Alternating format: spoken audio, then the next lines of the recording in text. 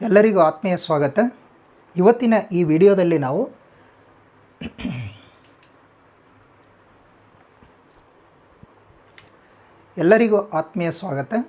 ಇವತ್ತಿನ ಈ ವಿಡಿಯೋದಲ್ಲಿ ನಾವು 10ನೇ ತರಗತಿ ಗಣಿತದಲ್ಲಿ ಅಧ್ಯಾಯ 2 ತ್ರಿಭುಜಗಳು, ಅದರಲ್ಲಿ ಪ್ರಶ್ನೆ ಸಂಖ್ಯೆ 12, ಇದು ಅಭ್ಯಾಸ 2.2ರಲ್ಲಿರುವಂಥ ಪ್ರಶ್ನೆ ಇದೆ.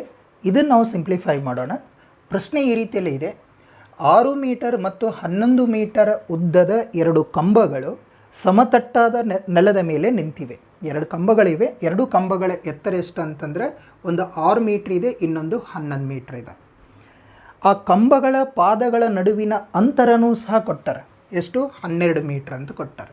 ಹಾಗಾದರೆ ಅವುಗಳ ತುದಿಗಳ ನಡುವಿನ ಅಂತರ ಎಷ್ಟು ಅಂತ ನಮ್ಮ ಪ್ರಶ್ನೆ ಇದೆ. ಪ್ರಶ್ನೆ ಪ್ರಕಾರ ಈ ರೀತಿಯಲ್ಲಿ ಬರ್ಕೊಳ್ಳೋಣ. ನಾವು ಫಸ್ಟ್ ನೆಲ ತೊಗೊಳ್ತೀನಿ ನೋಡಿ. ಇದು ನೆಲ ಅಂತ ತೊಗೊಂಡ್ಬಿಡ್ತೀನಿ. ಓಕೆ, ಇದ್ರ ಮೇಲೆ 2 ಕಂಬಗಳು ಅದಾವಂತ. ಒಂದು ಕಂಬದ ಎತ್ತರ 6 ಮೀಟ್ರ್ ಇದ್ದದ್ದು, ಒಂದು ಕಂಬದ ಎತ್ತರ ಏನಂತಂದರೆ 6 ಮೀಟ್ರ್ ಇದ್ದದ್ದು ತೊಗೊಳ್ತೀನಿ. ಓಕೆ,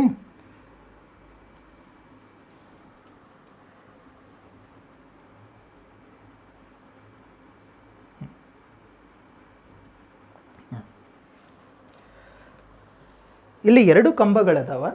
ಒಂದು ಕಂಬದ ಎತ್ತರ 6 ಮೀಟ್ರ್ ಅದಂತ, ಒಂದು ಕಂಬದ ಎತ್ತರ 6 ಮೀಟ್ರ್ ಅಂತ ತಗೊಳ್ಳೋಣ. ಇನ್ನೊಂದು ಕಂಬ ಇದೆ, ಆ ಕಂಬದ ಎತ್ತರ ಎಷ್ಟಪ್ಪ ಅಂತಂದ್ರೆ 11 ಮೀಟ್ರ್ ಅಂತ. ಇನ್ನೊಂದು ಕಂಬ 11 ಮೀಟ್ರ್ ಎತ್ತರದಲ್ಲಿ ಇದೆ. ಇನ್ನೊಂದು ಕಂಬ ಎಷ್ಟು? 11 ಮೀಟ್ರ್ ಎತ್ತರ ಇದೆ. ಓಕೆ, ಇವೆರಡು ಕಂಬಗಳು. ಇದಕ್ಕೆ ಹೆಸರು ಕೊಟ್ಟುಬಿಡ್ತೀನಿ ನಾನು. ಮೊದಲೇ ಇದಕ್ಕೆ ಎ ಬಿ ಅನ್ನೋದು ಒಂದು ಕಂಬ, ಇನ್ನೊಂದು ಸಿ ಡಿ ಇರುವಂಥ ಇನ್ನೊಂದು ಕಂಬ, C D. Okay, C D ಇನ್ನೊಂದು ಕಂಬ ಇದೆ. ಈ ಎ ಬಿ 6 ಮೀಟ್ರ್ ಇರುವಂಥ ಕಂಬ, ಸಿ ಡಿ ಏನಂತಂದ್ರೆ 11 ಮೀಟ್ರ್ ಇರುವಂಥ ಕಂಬ. ಆಮೇಲೆ 2 ಕಂಬಗಳ ತುದಿಗಳ ನಡುವಿನ ಅಂತರನೂ ಕೊಟ್ಟಾರೆ. ಎಷ್ಟು ಅಂತಂದ್ರೆ 12. 2 ಕಂಬಗಳ ಪಾದಗಳ ನಡುವಿನ ಅಂತರ ಕೊಟ್ಟಾರೆ. ಇಲ್ಲೇನಂತಂದರೆ 2 ಕಂಬಗಳ ಪಾದಗಳ ನಡುವಿನ ಅಂತರ ಕೊಟ್ಟಾರೆ. ಎಷ್ಟು? 12 ಮೀಟರ್ ಅಂತ. ನಾವು ಕಂಡುಹಿಡಿಬೇಕಾಗಿದ್ದೇನು ಅಂತಂದರೆ ಎ ಡಿ ಅಂದರೆ ಆ ಕಂಬಗಳ ತುದಿಗಳ ನಡುವಿನ ಅಂತರವನ್ನು ಕಂಡುಹಿಡಿಬೇಕು. ಏನು ಕಂಡುಹಿಡಿಬೇಕು ನಾವೀಗ? ಎ ಡಿಯನ್ನು ಕಂಡುಹಿಡಿಬೇಕು. ಎ ಡಿ ಎಷ್ಟಿದೆ ಇದನ್ನು ಕಂಡುಹಿಡಿಬೇಕು. ಓಕೆ, ಎ ಡಿ ಕಂಡುಹಿಡಿಬೇಕು. ಇಲ್ಲಿ ಗಮನಿಸಿ, ಎ ಡಿ ಕಂಡುಹಿಡಿಬೇಕು ಅಂತಂದರೆ ಫಸ್ಟ್ ಏನು ಮಾಡೋಣ ನಾವು? ಬಿ ಸಿಗೆ ಸಮಾಂತರವಾಗಿ ಇನ್ನೊಂದು ರೇಖೆ ರಚನೆ ಮಾಡ್ಕೊಂಡ್ಬಿಡೋಣ. ಬಿ ಸಿಗೆ ಸಮಾಂತರವಾಗಿ ಇನ್ನೊಂದು ರೇಖೆ ರಚನೆ ಮಾಡ್ಕೊಂಡು ಬಿಡ್ತೀನಿ. ಇದು ಸಮಾಂತರ ರೇಖೆ ಅಂದ್ರೆ ಇದು ಎಷ್ಟು? ಇದಕ್ಕೆ ಹೆಸರು ಕೊಟ್ಬಿಡೋಣ ನಾವು. ಯಾವುದು? ಇ ಅಂತ ಹೆಸರು ಕೊಡ್ತೀನಿ ಇದಕ್ಕೆ. ಇ. ಸಿ ಡಿ 11 ಮೀಟ್ರ್ ಇದೆ. ಇನ್ನೊಂದು ಗಮನಿಸಿ, ಎ ಬಿ 6 ಮೀಟ್ರ್ ಅಂತಂದ್ರೆ ಇದಕ್ಕೆ ಸಮಾಂತರವಾಗಿ ರೇಖೆನೇ ಎಳ್ದೀನಿ.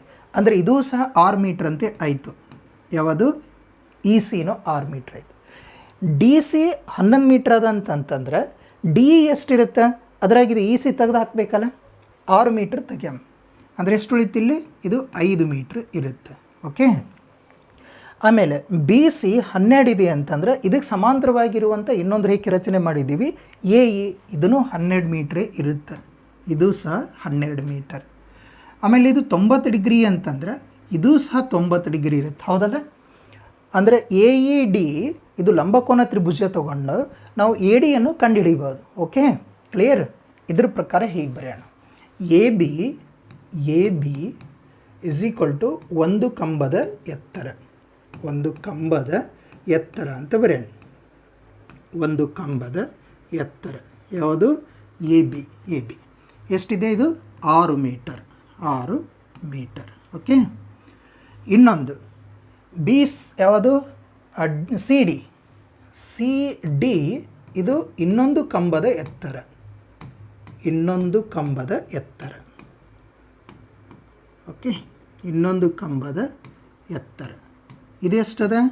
11 ಮೀಟರ್. ಇದೆಷ್ಟು? 11 ಮೀಟರ್. ಕ್ಲಿಯರ್? ಆಮೇಲೆ ಇಲ್ಲಿ ಬಿ ಸಿ ಇದು ಏನಂತಂದರೆ 2 ಕಂಬಗಳ ಪಾದಗಳ ನಡುವಿನ ಅಂತರ. ಬಿ ಸಿ 2 ಕಂಬಗಳ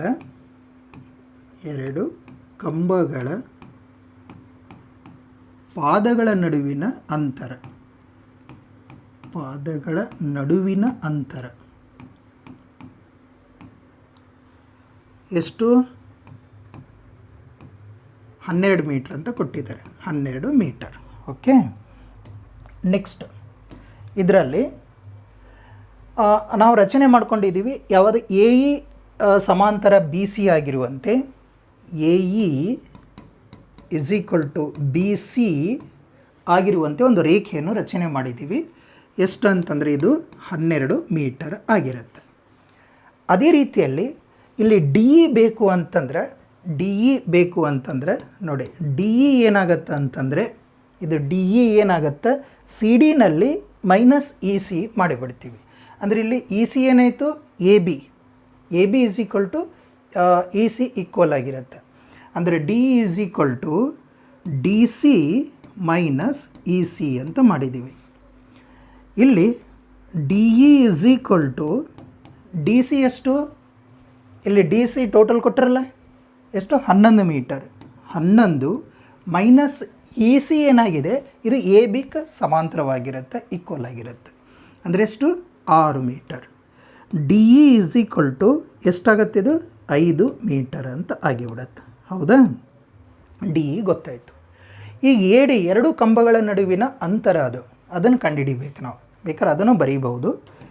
ಎ ಡಿ ಎರಡು ಕಂಬಗಳ ತುದಿಗಳ ನಡುವಿನ ಅಂತರ, ಅವುಗಳ ತುದಿಗಳ ನಡುವಿನ ಅಂತರ, ಎರಡು ಕಂಬಗಳ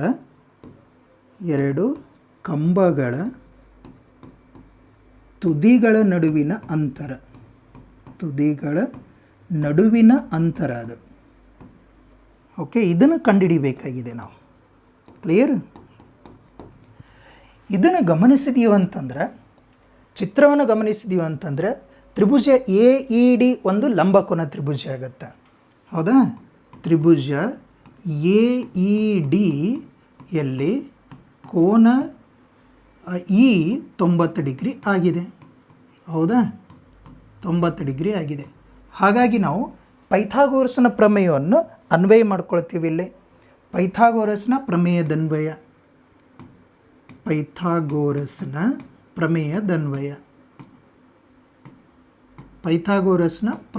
ಅನ್ವಯ ಮಾಡಬೇಕು. ಪೈಥಾಗೋರಸ್ನ ಪ್ರಮೇಯದನ್ವಯ.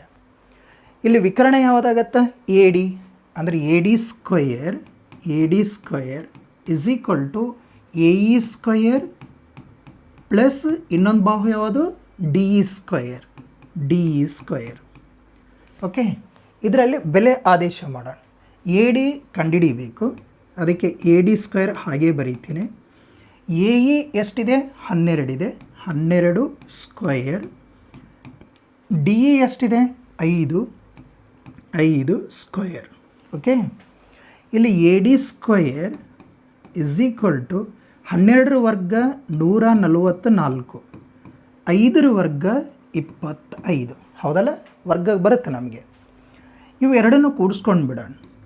A D square is equal to ಕೂಡಿಸಿದರೆ 169. 144ರಲ್ಲಿ 25 ಕೂಡಿಸಿಬಿಡೋಣ. ಈಗ ಸ್ಕ್ವೇರ್ ತೆಗೆದು ರೂಟ್ ಹಾಕೋಣ ಇದಕ್ಕೆ. A D is equal to square root of 169. A D is equal to 169 ಎಷ್ಟರ ವರ್ಗಮೂಲ ಆಗುತ್ತದು? 13ರ ವರ್ಗಮೂಲ.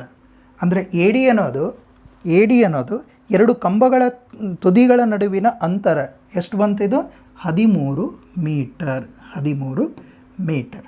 ಓಕೆ, ಈ ರೀತಿಯಲ್ಲಿ ಈ ಸಮಸ್ಯೆಯನ್ನು ಬಿಡಿಸ್ಬೇಕು. ಸರಳ ಇದೆ ಸಮಸ್ಯೆ, ಇಂಪಾರ್ಟೆಂಟೂ ಇದೆ. ಫಸ್ಟು ಪ್ರಶ್ನೆ ಬರ್ಕೊಂಡು ಪ್ರಶ್ನೆಯ ಪ್ರಕಾರ ಚಿತ್ರ ರಚನೆ ಮಾಡ್ತೀವಿ. ಚಿತ್ರದಲ್ಲಿ ಕೊಟ್ಟಿರುವಂಥ ಅಂಶವನ್ನು ಬರ್ಕೊಳ್ತೀವಿ. ಆಮೇಲೆ ಪೈಥಾಗೋರಸ್ನ ಪ್ರಮೇಯ ಅನ್ವಯ ಮಾಡ್ತೀವಿ, ಬೆಲೆಯನ್ನು ಆದೇಶ ಮಾಡ್ತೀವಿ. ಕೊನೆಗೆ ನಂತರ ಅದನ್ನು ಸಿಂಪ್ಲಿಫೈ ಮಾಡಿದ್ದೀವಿ ಅಂತಂದರೆ ಇದರಲ್ಲಿ ಎರಡು ಕಂಬಗಳ ತುದಿಗಳ ನಡುವಿನ ಅಂತರ ಸಿಕ್ಕಿಬಿಡುತ್ತೆ. ಅದು 13 ಮೀಟರ್ ಆಗಿದೆ. Okay, clear?